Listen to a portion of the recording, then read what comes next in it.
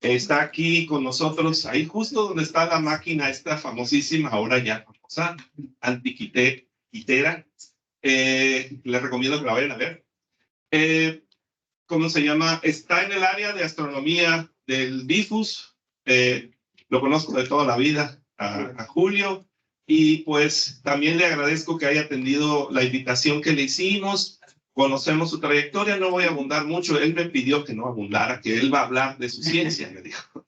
Muy bien. Entonces, además, él es un, puedo decir, activo promotor de la ciencia básica, tanto en niños como en jóvenes, como la sociedad en general. Es muy bueno seguirlo en Facebook, siempre está publicando cosas muy interesantes y creo que ahorita incluso va a estar en vivo en Facebook Live. Entonces, nosotros también te estamos grabando acá, ¿de acuerdo? Entonces, pues sin más preámbulo, Julio, te cedo la palabra. Muchachos, gracias. Acá está. Para avanzar, te doy el micrófono.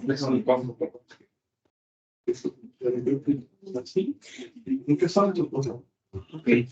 Bueno, pues muchas gracias por la invitación. Me da mucho gusto estar con ustedes.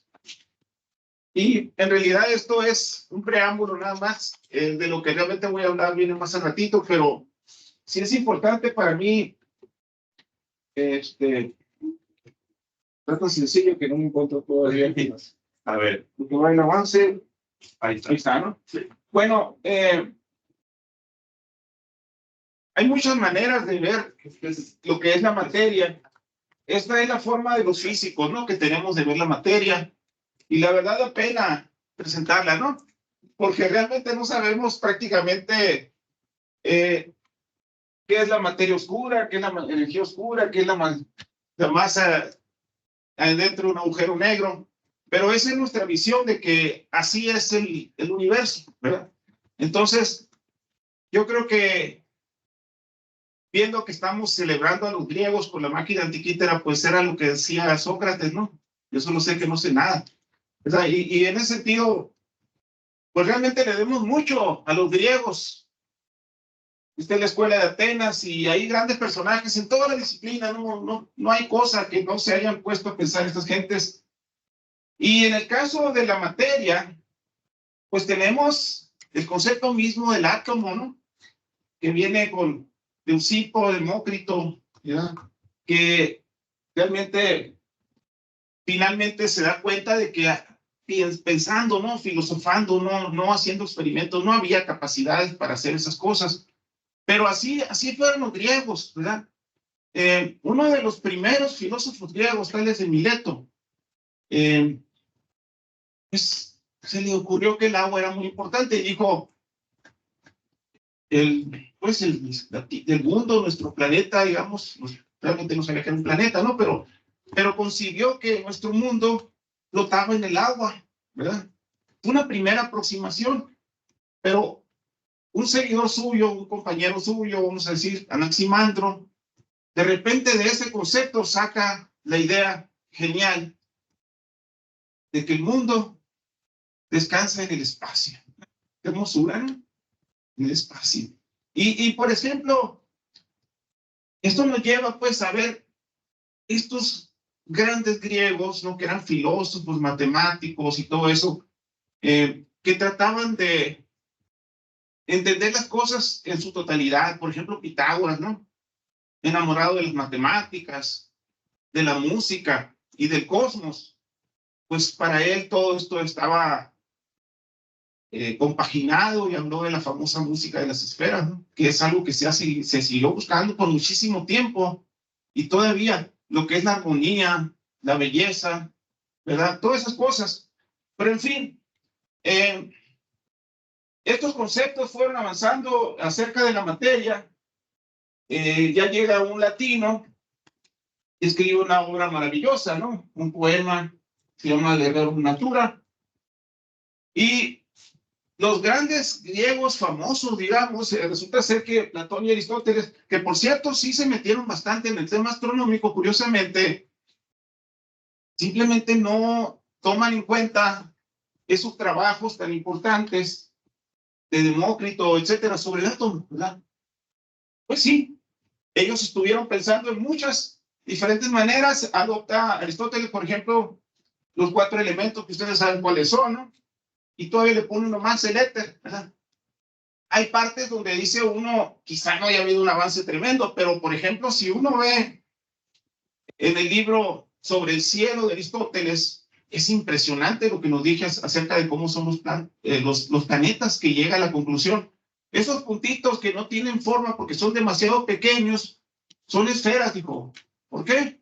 Porque vemos a la luna, que es redonda, es una esfera, el sol es una esfera, y por lo tanto se sigue que también son esferas, ¿verdad? Y así.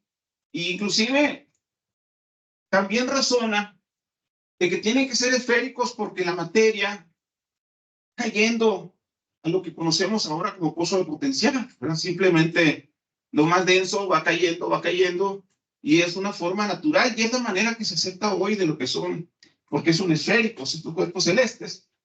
Y en fin, viene un letargo tremendo que fue la Edad Media, pero por ahí un alumno de Galileo, que fue Torricelli, de repente ve que es capaz de levantar una columna de mercurio que es muy pesada, ¿no? Y simplemente había aire entre medio. Y se hace la pregunta, o sea, no sé, ¿cómo es posible que el aire que no se siente tenga peso? Y contemporáneo de él fue Daniel Bernoulli, y él nos dice la respuesta: el aire y demás gases se componen de partículas en constante movimiento, demasiado pequeñas para ser vistas, ¿verdad? Y después viene Boyle, también un poco después, y habla de eso mismo, ¿no? Y estos conceptos se van a ir desarrollando, ¿verdad? Por ejemplo, Priestley notó que el óxido de mercurio al calentarse produce un aire especial que hace que una vela arda más rápido y que permite que un ratón viva más que en el aire común.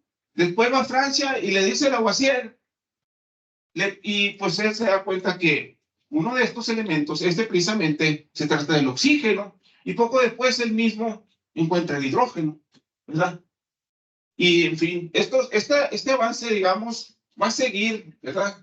La conservación de la materia, esta ley de Lavoisier, y de las mismas proporciones de Proust y las ideas de Avogadro, diferenciar lo que son átomos, moléculas, de Proust, los pesos atómicos de gases son múltiplos de una masa de hidrógeno. Y bueno, después viene la parte de Dalton, que les voy a mostrar ahorita rápidamente, y posteriormente lo de la tabla periódica. Entonces, la teoría atómica de Dalton la van a estudiar ustedes como químicos, ¿verdad? Yo realmente aquí le pongo lo más esencial, que básicamente el concepto atómico griego vuelve a ponerse ahí enfrente, que toda la materia está compuesta de átomos, y bueno, todo lo demás que las reacciones químicas involucran estas combinación, destrucción de átomos, los compuestos se forman en azules enteros, etcétera. Todas estas cosas que ya saben. Y luego llega el gran Mendeleev, ¿no? Mendeleev con su tabla periódica. Entonces, ¿qué pasa? Él encuentra elementos desconocidos, teóricamente, ¿verdad? Claro que ya no se le da el crédito que él descubrió, por ejemplo, al escandio, ¿verdad? Se le da crédito a Nilsson. Sin embargo, sabemos que esto fue el ECA-boro, y lo dijo, que debían existir estos 4 elementos: ECA-boro, ECA-aluminio, ECA-silicio, ECA-manganeso. El ECA significa 1, básicamente, porque era la diferencia que iba a haber entre el otro. Y entonces, entre estos elementos, precisamente encuentra el escandio, el galio, el germanio y el tecnecio, ¿verdad? Que es el igual a 43. Entonces, ¿quién encontró el tecnecio? Pues fue Mendeleev para mí, porque es un descubrimiento teórico, ¿verdad?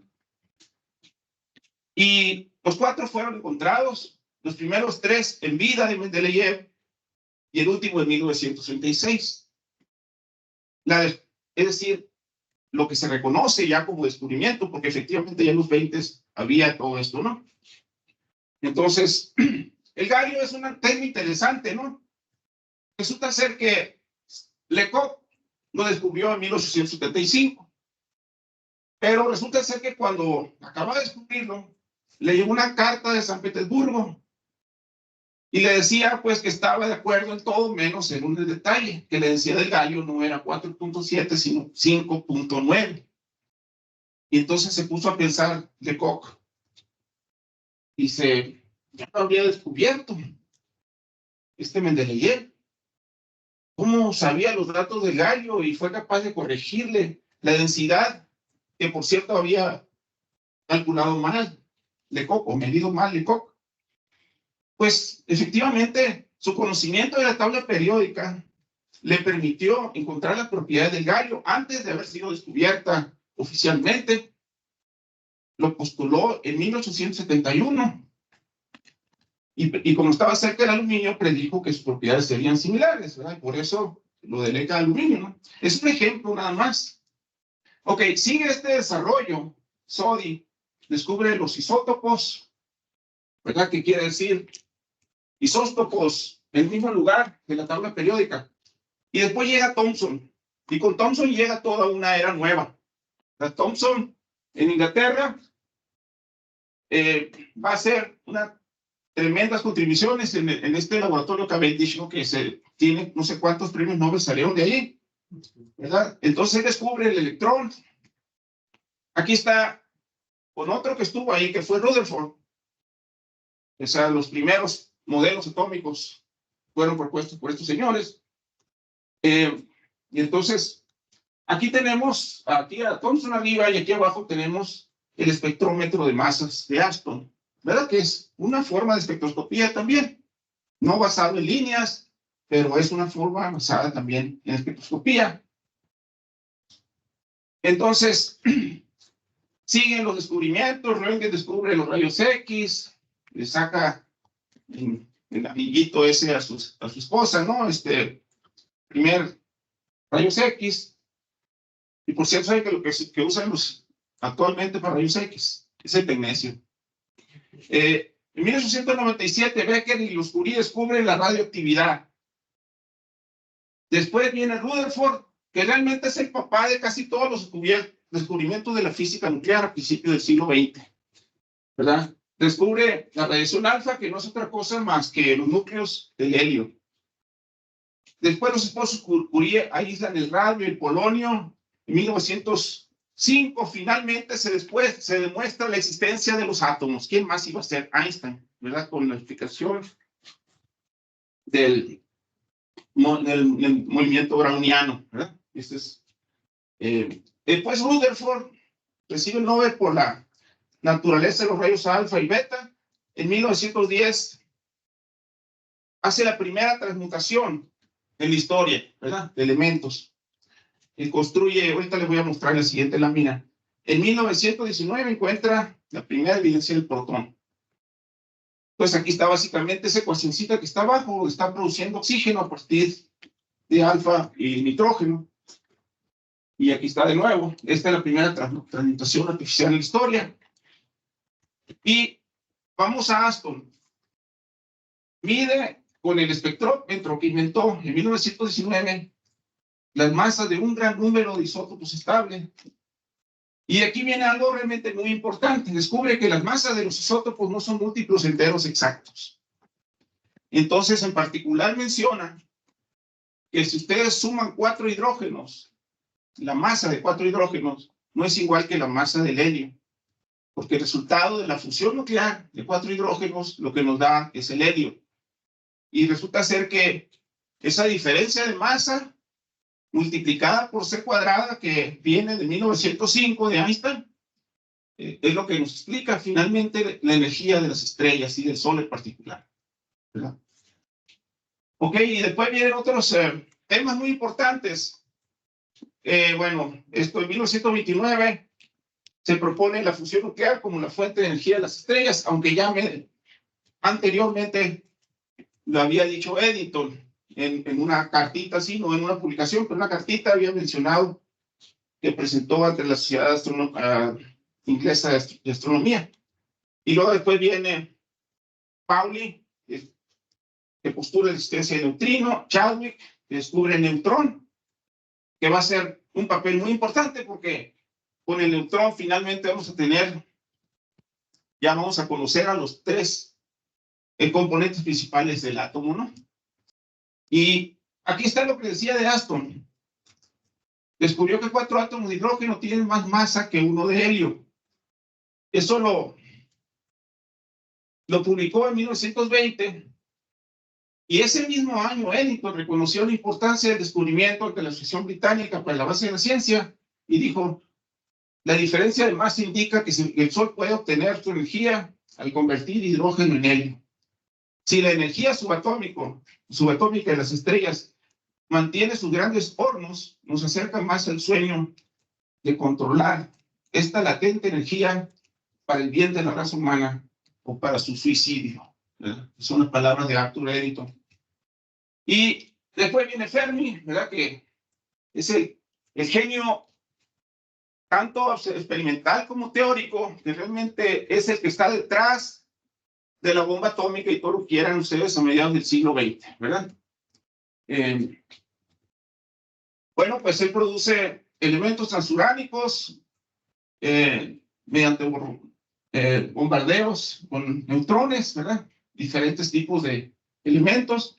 Después Joliot Curie descubre la reactividad artificial. Hans Bethe y Critfield presentan el primer análisis completo de la cadena protón-protón, que es la cadena dominante en las estrellas, de cómo se produce, cómo 4 hidrógenos se convierten en helio. Esa es la cadena protón, lo que se llama la secuencia principal de las estrellas, que es donde viven más del 90% de su vida las estrellas.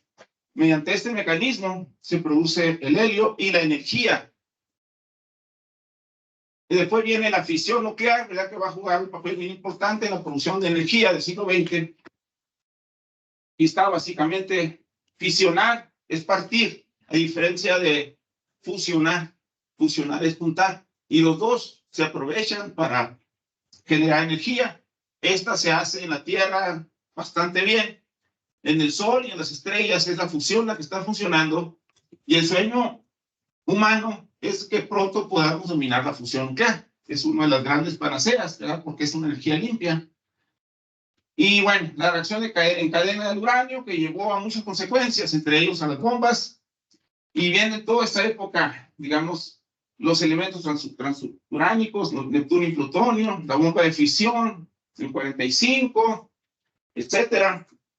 En el 55, la producción de los antiprotones. Enrico Fermi produce la reacción en cadena en la Universidad de Chicago. En el 45, la bomba, ¿no? Y después viene Salpeter, que saca el mecanismo que produce el carbón a partir de las partículas alfa. Porque resulta ser que la protón-protón nos da la energía y nos da también la producción del helio. Pero era un problema bien complicado cómo llegar del helio al carbón en la construcción de los elementos. Y precisamente esto lo propone Salpeter por primera vez.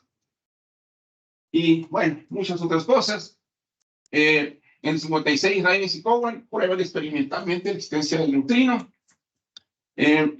Bueno, después vienen las épocas más cercanas a nosotros, que son lo que es la estructura más íntima de la materia. Al final de cuentas, los átomos son divisibles, pero se supone que hay cosas que son indivisibles más abajo, y estos son los quarks, ¿verdad? Y hay toda una teoría, y aquí todo un gran grupo de investigación, digamos, que se dedica a estudiar altas energías, partículas elementales. Y total que todos estos elementos nos permiten tener una teoría cosmológica acerca del universo, ¿verdad? Que empieza con la gran explosión, como nos dijo Enrique hace un momento, hace 13.700 millones de años. Para la física, el universo empieza en un tiempo que se conoce como tiempo de Planck, que es que es la parte que los físicos pueden entender, de ahí en adelante, más atrás no.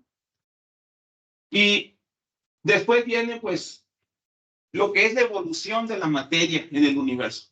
O sea, cuando el universo inicia, en realidad no era materia, era energía, era esa gran explosión.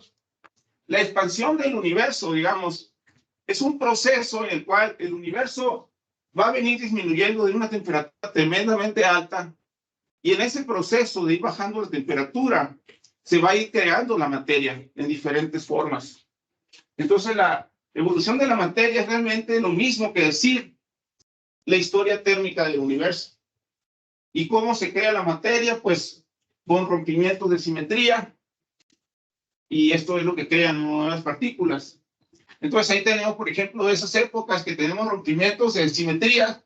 Al principio teníamos una sola fuerza, la fuerza unificada, y después vamos viendo cómo se va bifurcando al entrar las otras fuerzas que ahorita están separadas, estas cuatro: la gravitación, fuerza fuerte, fuerza débil y la electromagnética, que es lo que tenemos actualmente. Pero esto empezó por ahí poquito después de 10 a menos 10 segundos. Entonces, esa es una historia a la vez muy corta, digamos, porque estos tiempos son muy pequeños. 10 a menos 10 segundos, uno puede decir casi nada, pero todo eso, un cambio cualitativo muy grande que hubo. Y bueno, se pueden ver los detalles y todo esto. Obviamente no me voy a meter con eso. Entonces tenemos épocas distintas en la vida del universo y, bueno, cómo se van informando los diferentes elementos. Y ahora sí nos estamos acercando realmente a la pregunta inicial, la nucleosíntesis primordial, ¿verdad? Porque resulta ser que mediante la nucleosíntesis tratamos de ver precisamente todas esas reacciones nucleares, cómo van formando a los nuevos elementos, ¿verdad? Y cómo va generándose energía, etcétera. Entonces, hay toda una historia de cómo ocurrió, de acuerdo con la teoría del Big Bang, que tiene grandes aciertos, ¿verdad? Cómo se formaron los primeros elementos, ¿verdad? Entonces, no me voy a poner a ver estos detalles, pero en sí, la teoría del Big Bang nos dice precisamente cómo se formaron los primeros elementos que se conocen como primordiales, que son el hidrógeno y el helio en el universo con el Big Bang. Y aquí empieza mi plática, ¿verdad? El origen estelar de los elementos químicos, ¿verdad? Y la parte teórica de esto descansa en los trabajos de dos grupos. Este trabajo, esta publicación de 1948, en que Alpher, un trabajo que hicieron Alpher y Gamow, pero como el 1, 2, 3 en griego es alfa, beta, gamma, le dijeron a beta que estuviera ahí, entonces este es el alfa, beta, gamma. ¿Verdad? Es el artículo alfa, beta, gamma, en realidad beta sí merecía, ¿verdad? Porque he trabajado mucho en esos temas, pero en realidad fue incluido. Ellos realmente en este trabajo nos hablan cómo se forman los elementos primordiales, o sea, el hidrógeno y el helio. ¿Okay? Y después viene el trabajo de Burbidge al cuadrado, P cuadrado, FH, Burbidge, Fowler, Holly y Hoyle. Yo conocí a estos tres, nada más a Hoyle no lo conocí. Pero el caso es de que este trabajo habla de nucleosíntesis estelar. Los elementos sintetizados en las estrellas en procesos nucleares en etapas bien definidas de la evolución estelar, ¿verdad? Los dos equipos ganaron premios Nobel, ¿verdad? Y bueno, vamos a hablar un poquito del tecnecio, ¿verdad? El tecnecio lo descubrió en el espectro de una estrella Paul Merrill. Entonces, esto fue algo inesperado, ya que el tecnecio no tiene formas estables, ¿verdad? Tecnecio significa artificial, ¿ok? Significa artificial porque fue creado en el laboratorio de Lorentz por un equipo italiano. Ok, entonces, lo que dijo esta persona, Merrill, ¿verdad? Es artificial. Es sorprendente encontrar un elemento inestable en las estrellas. ¿Por qué razón? Esta es una cosa bien interesante. La vida media del tecnecio es muy corta. Y se supone que las estrellas, cuando vemos nosotros las atmósferas estelares, que es lo que nos da la información sobre qué tienen las estrellas, se supone que es material que ya tiene un buen rato ahí. Por ejemplo, déjenme platicarles el caso del Sol.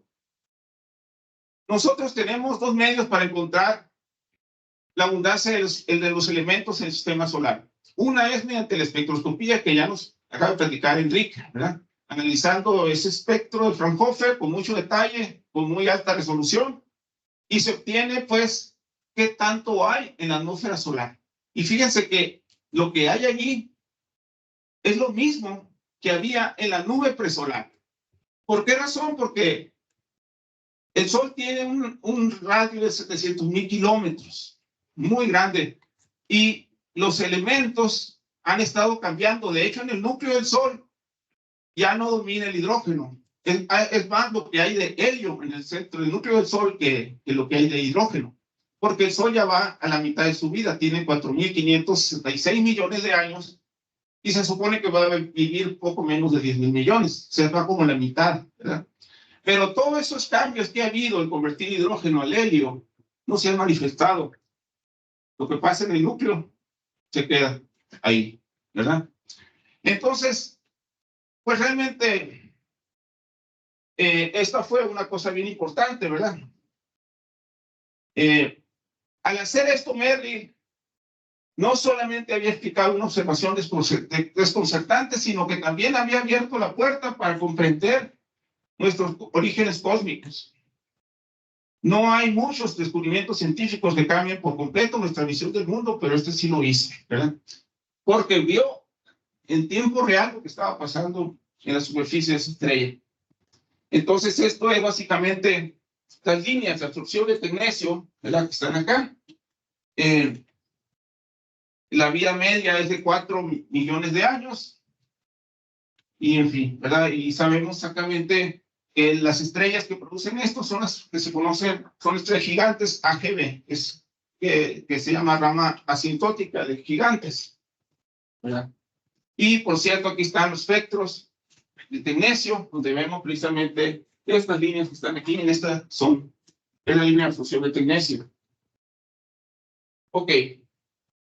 Bueno, ya les hablé del hidrógeno, cómo se va al helio, ¿verdad?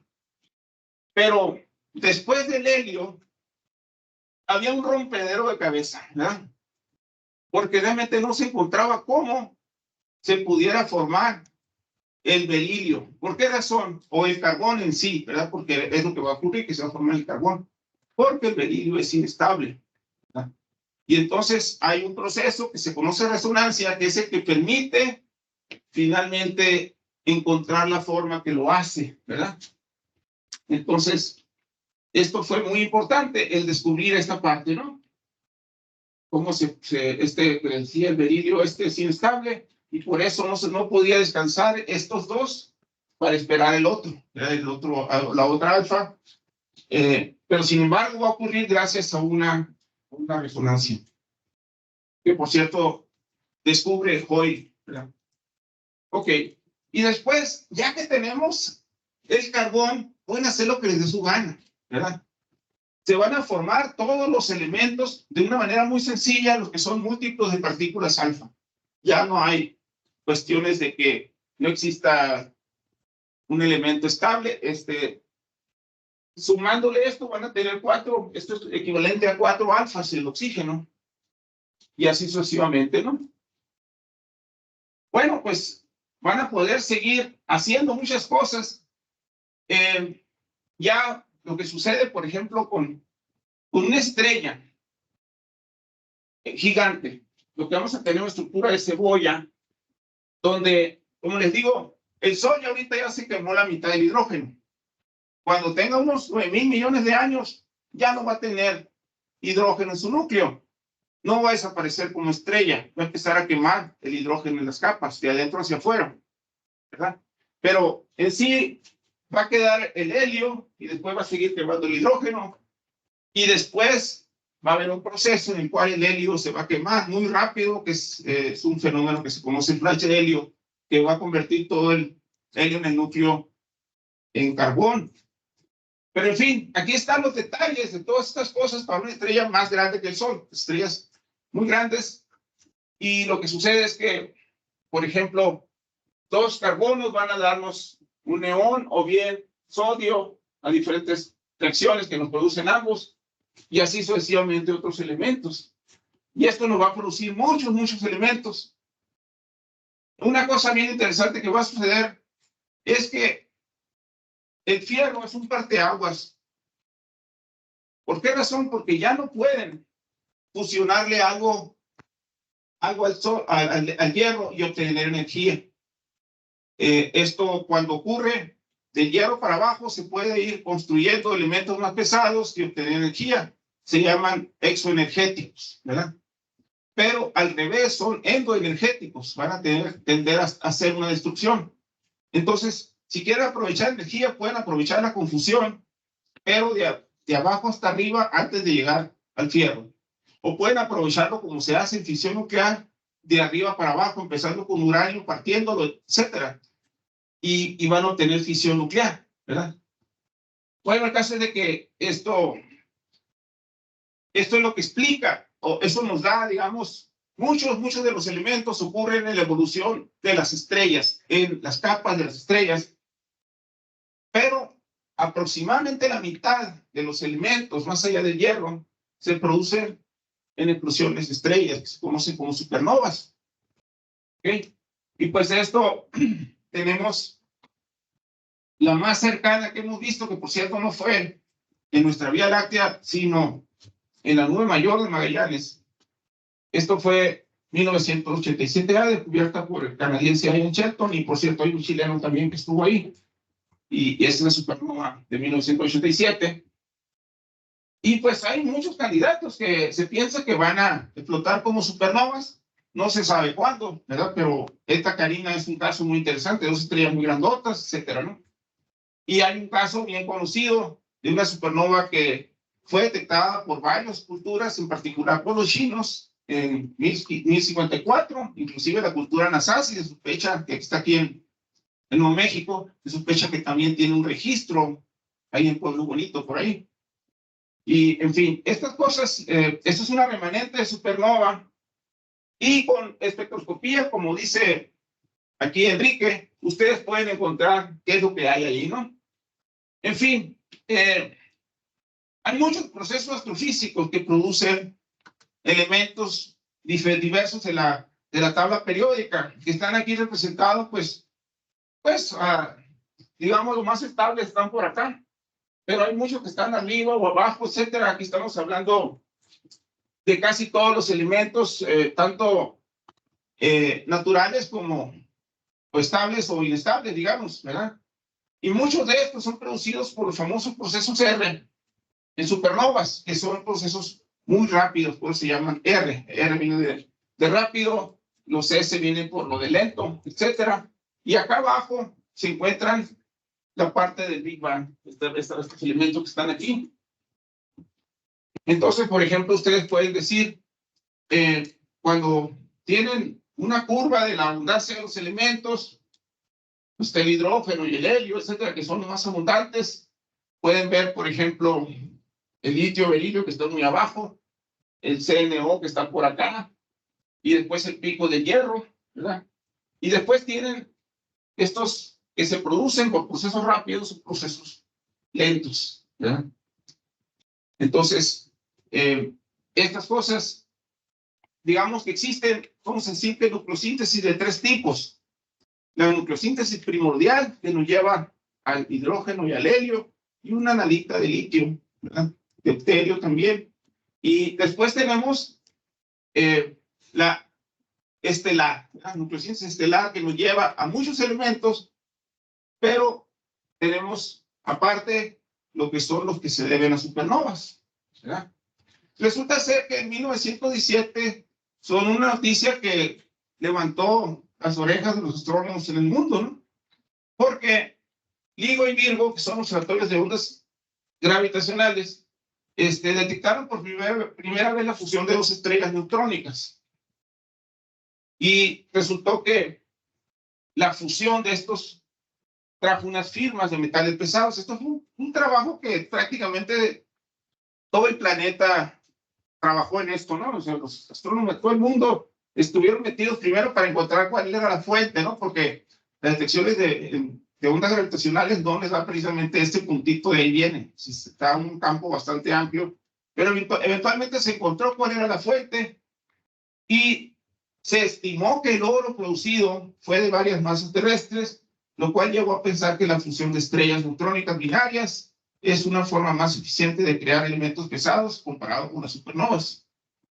Entonces, esto es básicamente lo que es una fusión de dos estrellas neutrónicas, ¿no? Sí, es un elemento increíblemente energético, ¿no? Que hace, precisamente, produce esa vibración del espacio-tiempo, ¿no? Que llega hasta nosotros, ¿verdad? Son ondas, las ondas gravitacionales no son electromagnéticas, es ondas del espacio-tiempo propiamente, ¿verdad? Y bueno, aquí están todos los estudios que se hicieron, exactamente se vio que Fermi, ¿verdad? Detectó estos rayos gamma, es un pulso corto de rayos gamma, y se encontró que pues era el mismo, y gracias a esto se pudo eventualmente encontrar pues el lugar, ¿verdad? Entonces, se encontró pues que estos destellos cortos de rayos gamma, que se conocen desde hace tiempo, se ven a función de estrellas neutrónicas, y pues se dijo, esta produce la mayor parte de los metales pesados. Llegó a pensarse que este descubrimiento completaba nuestra comprensión de dónde y cómo se forma cada elemento del universo. Sin embargo, como le dije al principio, después, resultados de 20 y 21 demostraron que no eran tan grandes los números, y volvemos a Sócrates, ¿no? Realmente no sabemos nada, ¿no? Acerca de esto, ¿no? Entonces, lo que sí es importante es que las reacciones nucleares juegan un papel crucial en el universo. A través de reacciones nucleares se han producido todos los elementos que ustedes conocen y hasta los que no conocen. Inclusive algunos se han producido, por ejemplo, como el tecnecio, que fue producido en Berkeley, ¿verdad? Y después encontrado en las estrellas, etc. Proporcionan la energía de las estrellas, incluida la del Sol, que es la energía más importante que hemos tenido en la Tierra siempre. La vida en la Tierra se debe a estos 4 protones, bueno, 4 protones que van a formar el núcleo de helio, que es la partícula alfa. A eso debemos toda la historia de la Tierra, toda la historia de la energía y lo demás, ¿no? Inclusive, yéndonos a la parte cultural, son las que nos han ayudado a entender el universo junto con esa cosa maravillosa que se llama Luna, ¿verdad? Bueno, pues hay 270 núcleos estables en el universo, y se han producido más de 3,000 núcleos inestables, y hay más de 4,000 núcleos inestables de los cuales no sabemos absolutamente nada, ¿verdad? Y deparan muchas sorpresas, ¿verdad? Entonces, resumiendo la parte principal, la mayor parte de la materia del universo se creó en el Big Bang, ¿verdad? El 73% de la masa visible, ¿ok? Porque para esto la materia visible es una fracción pequeña de lo que se conoce como la materia oscura, y a su vez esa es una cosa pequeña comparada con la energía oscura. Y ya casi terminamos. El asunto está que solo el 2% en el universo no es, de entre la materia visible, no es ni hidrógeno ni helio, ¿verdad? Sin embargo, de esos más pesados es de lo que estamos principalmente hechos, ¿verdad? Entonces, bueno, yo creo que con esto voy a terminar. Muchas gracias. Gracias. Muchas gracias, ingeniero. Bellísima plática. Pues tenemos tiempo para preguntas, por favor.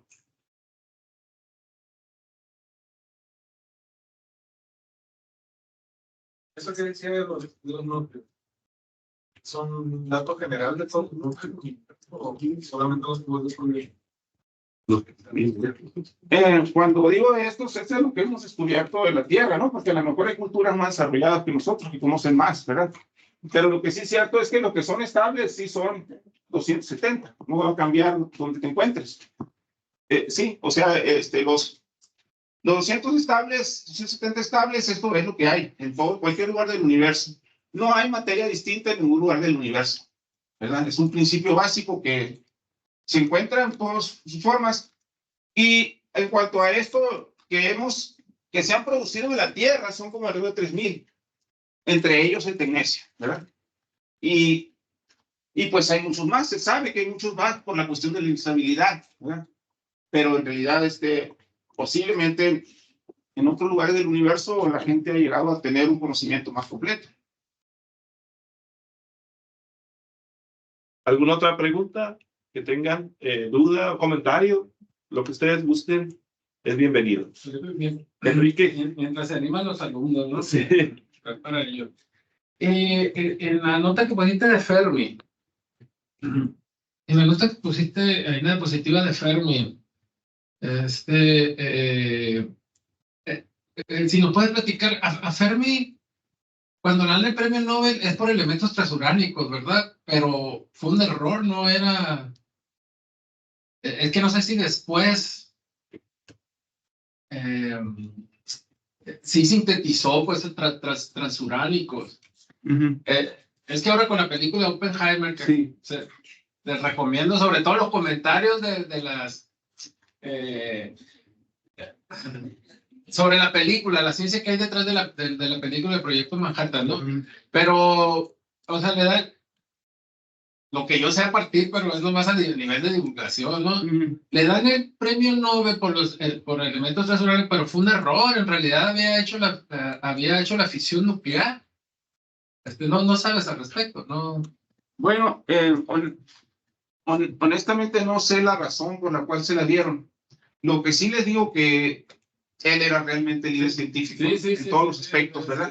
Es impresionante, por ejemplo, cuando hay descripciones muy precisas de cuando estaba la pila atómica de Chicago, él estaba con una regla de cálculo, ¿verdad?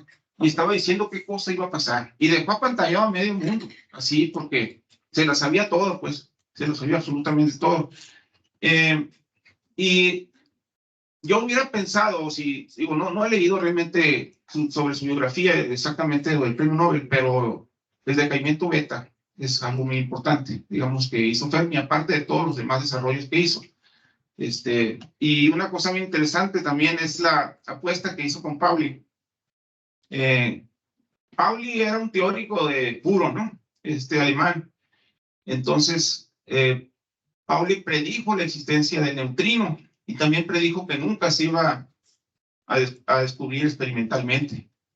Y Fermi usó eso pues para explicar el decaimiento beta, ¿no? Que realmente fue un gran trabajo. Y entonces hicieron como una especie de apuesta, ¿no? Y pues efectivamente tenía razón Fermi. Creo que pasaron como 17, 18 años después de esa discusión que tuvieron entre ellos dos, ¿no? Pero sí es muy interesante el trabajo de esta gente. Sí. ¿Alguien se animó? ¿Alguien se anima?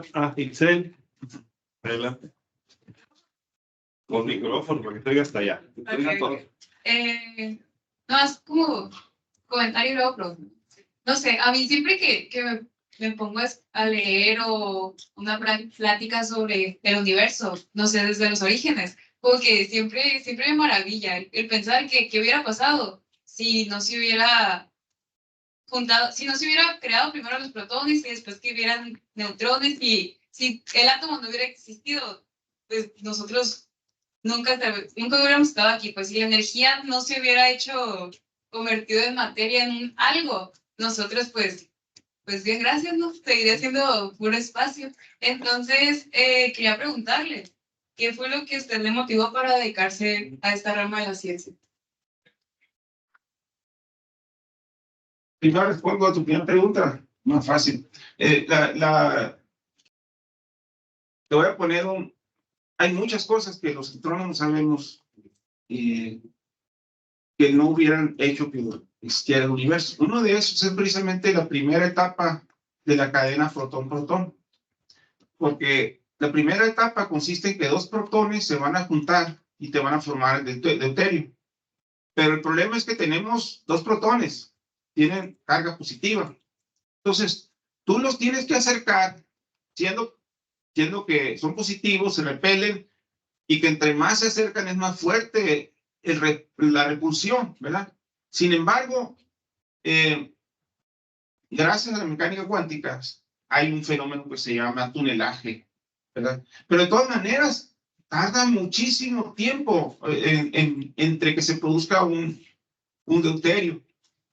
Y resulta ser que si hubiera sido más rápido ese proceso, el universo hubiera sido un cerillazo, como dicen, ¿verdad? O sea, si hubiera habido una forma en que fuera más eficiente la producción de deuterio, el universo no hubiera existido. Y después tenemos esa cuestión de que eso que les digo que descubrió Hoyle, ¿no? De cómo se llega al carbón.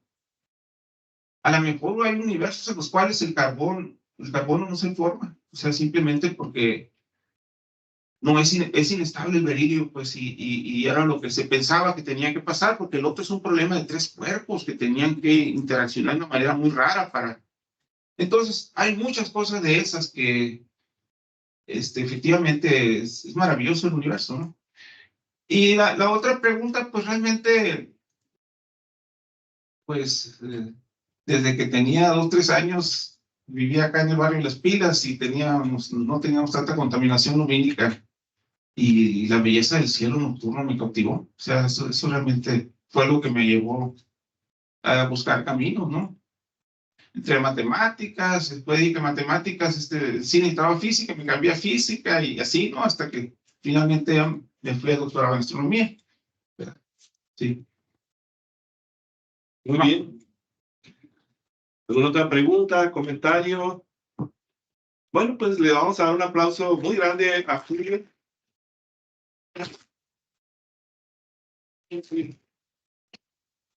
En esta fiesta tenemos regalos, te regalo esta taza para que cada vez que bebas café te acuerdes de este día de la tabla periódica, y dice la palabra química y que estuviste un físico en medio de químicos. Siempre te vamos a querer Es mucho. un honor para mí.